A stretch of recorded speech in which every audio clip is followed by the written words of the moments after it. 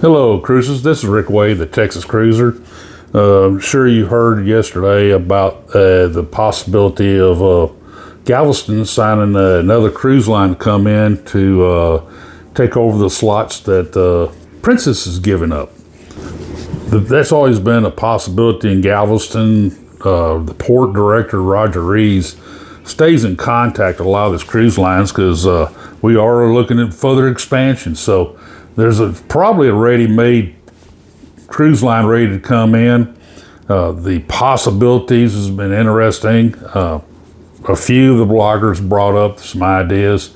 The one right off the bat, even after I reported on the Princess coming out, that I've always wanted to see celebrity come in. I have a feeling that's going to be the main one, the front runner to possibly come in and replace Princess.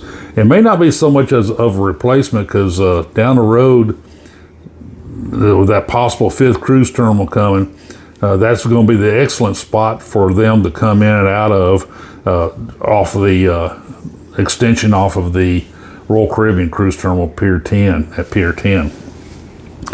The other options, the other possible tenants is, as I've heard some ideas. One idea they threw out there is P&O. Since Carnival is such a big presence in Galveston, that stands to reason possibly P&O and the other Carnival cruise line, American Holland. That cruise line probably has a little stronger push to get here. P&O I don't think it's the market for them here. It's more of a British cruise line. I believe they're more of a East Coast, New York, Miami to England and Europe operation. Of course, they do go down into the Caribbean, but the P&O, I don't see that, but I can see that as one of the four possibilities. A very long shot. Holland America is a little bigger possibility there. That could be a possibility. Carnival does have 4 ships here on a rotation basis. I don't know that they do have 2 cruise terminals they use pretty exclusively. The Pier 28 does have the NCL coming in and out of there. Now NCL is going to move over to Pier 4, or the 4th cruise terminal, which is Pier 16. That will be starting in November. So NCL and MSC will be working out of that Pier 16. So that'll free up some space over there on the Pier 28, Terminal 28. Of course, that's for the two, that and Terminal 25, the original Pier 1 many years ago. The Carnival uses that exclusively. But we do have some, the Disney works out of the Terminal 28 too.